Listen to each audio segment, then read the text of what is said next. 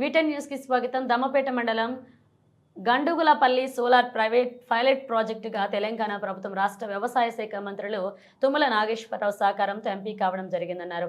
ఈ సందర్భంగా గడుగులపల్లి విలేజ్ లో ఈరోజు విద్యుత్ శాఖ అధికారుల సదస్సు నిర్వహించడం జరిగింది. ఈ సదస్సులో గండుగులపల్లి గ్రామంలో ఉన్నటువంటి వ్యవసాయ మోటార్లకు మరియు గృహాలకు తెలంగాణ ప్రభుత్వం ఉచితంగా సోలార్ ప్యానెల్స్ బిగించడం జరుగుతుందని అశ్వరావుపేట శాసనసభ్యులు జారే ఆదినారాయణ విద్యుత్ వినియోగదారుల సదస్సులో ప్రసంగిస్తూ ఈ గ్రామంలో ఉన్నటువంటి 387 గృహాలకు సుమారు 200 పంపు సెట్లకు ఉచితంగా సోలార్ ప్యానెల్స్ బిగించడం జరుగుతుందని జారే ఆదినారాయణ తెలియజేశారు. అంతేకాకుండా ఈ గ్రామంలో ఉన్నటువంటి ప్రతి ఒక్కరూ వినియోగించుకోవాలన్నారు. ఈ కార్యక్రమంలో విద్యుత్ శాఖ అధికారులు, రాజకీయ పార్టీ నాయకులు, గ్రామ పెద్దలు, తుమ్మల శేష్ బాబు తదితరులు పాల్గొన్నారు. 3 ఇళ్లని ఈ రోజు ప్రక్షాళన చేయడం జరిగింది. ఇంకా 54 ఇళ్ళు మిగిలి ఉన్నాయి. వీటిలో కొంతమంది లేనటువంటి వాళ్ళు ఉన్నారు, అంటే ఇళ్ళలో లేకుండా కరెంటును పూర్తిగా వాడుకోకుండా వాళ్ళు ఉన్నారు. వారిని కూడా మన గ్రామంలో ఉన్నటువంటి పరిస్థితి చెప్తా ఉన్నా. అదేవిధంగా 256 మోటార్ కనెక్షన్స్ ఉన్నాయి మన గ్రామంలో. ఇవన్నీ కూడా ఒక ప్రక్షాళనతో మోటార్లు కూడా సోలార్ ఇస్తాం, ఇంటికి సోలార్ ఇస్తాం. దానివల్ల మనకి కూడా వ్యక్తిగతంగా లబ్ధి చేకూర్చే అవకాశం ఉంది.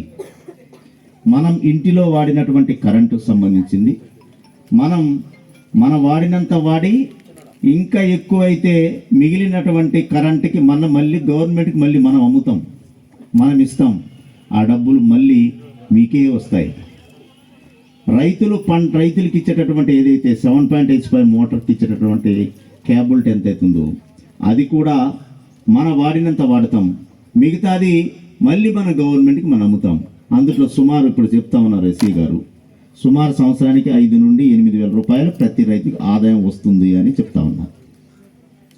ఇంటికి వాడేటటువంటి సోలార్ కనెక్టివిటీలో సుమారు మనం వాడే దాన్ని బట్టి యావరేజ్ మీద 2,000 నుండి 2,500 రూపాయల వరకు ఒక్కొక్క ఇంటికి ఆదాయం వస్తుంది సార్ అని చెప్తా ఉన్నారు.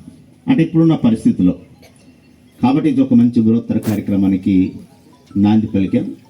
మీ అందరూ సహాయ సహకారాలు అంటే అందరూ కూడా మన విలేజ్లో ఏదైతే ఒకవేళ మార్కెటింగ్ ఉన్న ఇల్లు తప్ప, ఇల్లు అంటే ఏదైనా బయట కొట్టు వేసుకుని ఉంటారు, వాళ్ళకి మనం ఇయ్యం. ఇంటికి వాడటానికి మీటర్ ఏదైతే ఉందో వాళ్ళందరికీ మనం సోలార్ ఇస్తాం.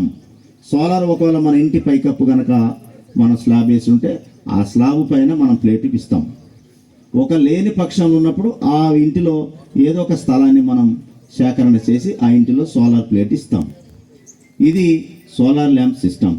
కాబట్టి ఈ కార్యక్రమానికి విచ్చేసినటువంటి ఎలక్ట్రికల్ వారికి, అదేవిధంగా ఆ అధికారులందరికీ కూడా పేరు పేరున ధన్యవాదాలు తెలియజేస్తూ దీన్ని క్లుప్తంగా దీని యొక్క వివరణాత్మకంగా ఎస్సీ గారిని మాట్లాడవలసిందిగా కోరుతా ఉన్నాను. ఈ యొక్క గల్లుగులపల్లి మోడల్ సోలార్ విలేజ్గా గవర్నమెంట్ వారు ప్రకటించారు. దీనికి కృషి చేసినటువంటి మన అశ్వరావుపేట శాసనసభ్యులు ఆదినారాయణరావు గారు, అదేవిధంగా అన్ని రకాల సపోర్ట్ ఇచ్చినటువంటి మన మంత్రి గారైనటువంటి వ్యవసాయ శాఖ మంత్రి గారు తుమ్మల నాగేశ్వరరావు గారికి అభినందిస్తూ, అదేవిధంగా ఇక్కడ ఉన్నటువంటి స్టేజ్ మీద ఉన్నటువంటి మా అధికారులు, మీడియా ప్రతినిధులు అందరికీ తెలియజేస్తూ, అంతేకాకుండా ఈ స్కీమ్ రావడంలో మన ప్రభుత్వంలో ఉన్నటువంటి ఉప ముఖ్యమంత్రి గారు బట్టి విక్రమార్క అయినటువంటి విద్యుత్ శాఖ మంత్రి గారు, అదేవిధంగా పొంగులేటి శ్రీనివాసరెడ్డి గారు మంత్రి గారు, వీళ్ళందరి సహాయ సహకారాలతో ఈ వరంగల్ మన భద్రాద్రి కొత్తగూడెం జిల్లాలో ఈ గందుగులపల్లి అనేటువంటి విలేజ్ను మోడల్ సోలార్ విలేజ్గా ఎంపిక చేయడం జరిగింది. ఇందులో క్లుప్తంగా ఈ సోలార్ ప్యానెల్స్ అనేటివి ఏవైతే ఉన్నాయో ఇంట్లో పెట్టేవి కానీ లేకపోతే వ్యవసాయానికి ఉపయోగించేటువంటి ప్యానెల్ సెట్స్ కానీ అన్నీ కూడా ఉచితంగా మీ అందరికీ అందజేయబడతాయి. వాళ్ళే వచ్చేసేసి ఇక్కడ ఫిక్స్ చేసి వెళ్తారు. కాకపోతే దీనికి కావలసినటువంటి వసతులు ఏంటి, ఏమేమి ఉండాలి అనేది క్లుప్తంగా చెప్తాను. ఫస్ట్ ఏంటంటే ఈ యొక్క చెయ్యాలి అని అంటే ఫస్ట్ మనకు ఇళ్ళ మీద ఉన్నటువంటి ఫ్లోరింగ్ కనుక అంటే డాబాలు కనుక ఉండే అంటే అక్కడ అవైలబిలిటీ ఉన్నటువంటి వసతి అంటే 100 SFT ఉందా, 200 SFT స్థలం ఉందా, 300 SFT స్థలం ఉందా, దాన్ని బట్టి 1 kW కానీ లేదా 2 kW 3 kW సామర్థ్యం ఉన్నటువంటి సోలార్ ప్యానెల్ పెడతారు. ఆ సోలార్ ప్యానెల్ నుంచి వచ్చినటువంటి విద్యుత్తును మార్నింగ్ అంతా వచ్చినటువంటి విద్యుత్ ఏదైతే ఉందో మీ అవసరాలకు ఉపయోగించుకోవచ్చు. లేదు అని అంటే గ్రిడ్ కనెక్ట్ చేస్తే సంస్థకి వెళ్ళిపోతుంది. మీకు అవసరం ఉన్నప్పుడు సంస్థ విద్యుత్కి ఇస్తుంది. దానికి గాను నెట్ మీటరింగ్ అనేది విధానం పెట్టి మీరు మీ యొక్క ప్లాంట్లో ఉత్పత్తి అయ్యేటువంటి విద్యుత్ ఎంత ఉత్పత్తి అవుతుంది, ఎన్ని యూనిట్ల విద్యుత్ ఉత్పత్తి అవుతుంది, అదేవిధంగా మీరు వాడుకున్నది ఎంత, అది పోను మిగిలినటువంటి విద్యుత్ ఏదైతే ఉందో అది సంస్థ పర్చేజ్ చేస్తుంది. ఆ విధంగా పర్చేజ్ చేయడం వల్ల సాలీనా ఒక సంవత్సరానికి సుమారుగా 2,000 రూపాయలు ఆదాయము ఆ యొక్క లబ్ధిదారునికి వస్తుంది అని చెప్పేసి వీళ్ళు తయారు చేసినటువంటి సెంట్రల్ గవర్నమెంట్, స్టేట్ గవర్నమెంట్ వాళ్ళు తయారు చేసినటువంటి నామ్స్ ప్రకారంగా చెప్తున్నారు. కాకపోతే ఏంటంటే విద్యుత్ ఉత్పత్తి జరగాలి అని అంటే తప్పనిసరిగా దాని యొక్క మెయింటెనెన్స్ కూడా చేసుకోవాలి. ఎవ్రీ 15 రోజులకు ఒకసారి, 20 రోజులకు ఒకసారి ఆ ప్యానల్స్ను వాటర్తో కడగాలి. అవన్నీ కూడా వాళ్ళు చెప్తారు. ఇన్స్టలేషన్ చేసినప్పుడు వచ్చినటువంటి సిబ్బంది ఎవరైతే ఉన్నారో వాళ్ళందరూ చెప్తారు. దాని ప్రకారం వాళ్ళు చెప్పినటువంటి గైడ్లైన్స్ కనుక పాటిస్తే మనకి ఎలక్ట్రిసిటీ అనేది ఎక్కువగా జనరేట్ అవుతుంది. దాని ద్వారా ఎక్కువ లబ్ధి పొందేందుకు అవకాశం ఉంటుంది. ఇప్పుడు ఏంటంటే మా సిబ్బంది మన ఊర్లో ఉన్నటువంటి 387 సర్వీసులకు గాను సుమారుగా 333 సర్వీసులు ఇప్పటి వరకు ఇల్లు తిరిగి దాని వివరాలన్నీ సేకరించడం జరిగింది. ఇంకొక 54 ఇళ్లను వెళ్దామంటే ఆ సర్వీసులన్నీ కూడా మా భాషలో చెప్పాలంటే బిల్ స్టాప్ అయినాయి. అంటే వాళ్ళు కరెంటు వాడుకోవడం లేదు.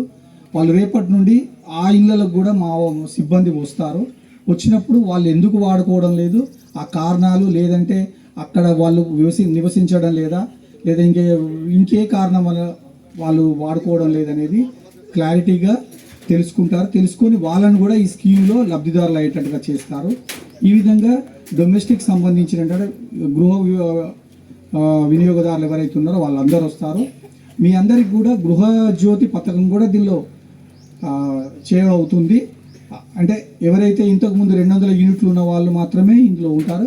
కానీ ఇక్కడ ఏంటంటే అందరికీ వాళ్ళు ఎవరైనా కానివ్వండి, ఏ కమ్యూనిటీ వాళ్ళైనా కానివ్వండి, ఏ హోదాలో ఉన్న వాళ్ళైనా కూడా, ఆర్థిక పరిస్థితులు ఏ విధంగా ఉన్నా కూడా ఈ గ్రామాన్ని సెలెక్ట్ చేశారు కాబట్టి గ్రామంలో ఉన్న ప్రతి విద్యుత్ వినియోగదారు ఇంటి పైన ఈ యొక్క సోలార్ ప్యానెల్స్ అనేది ఏర్పాటు చేయడం జరుగుతుంది. అదేవిధంగా ఈ గ్రామంలో ఉన్నటువంటి వ్యవసాయదారులు ఎవరైతే ఉన్నారో మా లెక్క ప్రకారం 256 మంది ఉన్నారు ఈ రోజు వరకు అయితే. వాళ్ళందరికీ కూడా వాళ్ళ యొక్క సామర్థ్యాన్ని బట్టి వాళ్ళకు ఉన్నటువంటి హెచ్పి, వాళ్ళకున్న ఎకరేజ్ ఎంత ఉంది దాని ప్రకారంగా ఈ యొక్క చేయడం జరుగుతుంది. అవన్నీ సర్వే అనేది రేపటి నుండి స్టార్ట్ అవుతుంది. ఈ సర్వే అంతా స్టార్ట్ చేసిన తర్వాత ఉదాహరణకు ఏంటంటే ఒక 5 HP మోటార్ మీకు కలిగి ఉండే అంటే మేము పెట్టేటువంటి ఇన్స్టాల్ కెపాసిటీ మాకు ఇచ్చిన రూల్స్ ఏంటంటే 7.5 kW పెట్టమన్నారు. దానికి గాను సుమారుగా గుంట కన్నా తక్కువ స్థలం కావాల్సి వస్తుంది. అది కూడా నీడలేని ప్రదేశం కావాలి. అది మా వాళ్ళు వచ్చి సెలెక్ట్ చేస్తారు. ఎక్కడైతే మీ పొలంలో నీడ ఎక్కడైతే ఉండదో ఆ ప్లేస్లో గుంట కన్నా తక్కువ 30 గుంట, కొన్ని సందర్భంలో సుమారుగా గుంట అంటే 120 గజాలు, ఆ 120 గజాలలో 100 గజాలు 110 గజాలు అవసరం ఉంటుంది.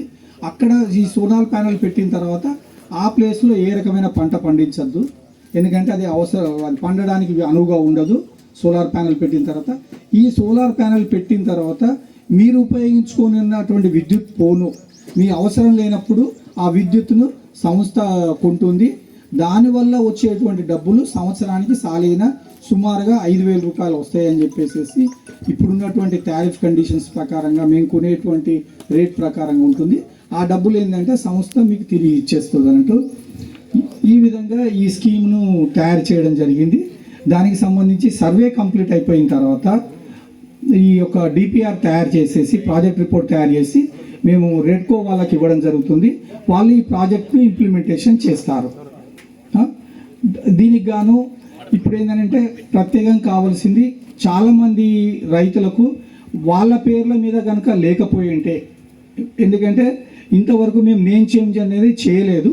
ఇప్పుడు ఎవరికైతే వాళ్ళ పేర్ల మీద ఇక్కడ నివాసయోగ్యం ఉండి లేదంటే నివాసయోగ్యం లేకున్నా వాళ్ళ యొక్క పేర్ల మీద కనుక వాళ్ళ ల్యాండ్ ఉన్నప్పటికి కూడా వాళ్ళ పేర్ల మీద కనుక సర్వీస్ కనెక్షన్ లేకపోతే దానికి సంబంధించినటువంటి అండర్టేకింగ్ వాళ్ళు రిజిస్టర్ చేసుకున్న డాక్యుమెంట్లు కనుక మా వాళ్ళకి తీసుకొచ్చి ఇస్తే ఆ పేరుని ఏంటంటే వాళ్ళ పేర్ల మీదకి మారుస్తాము.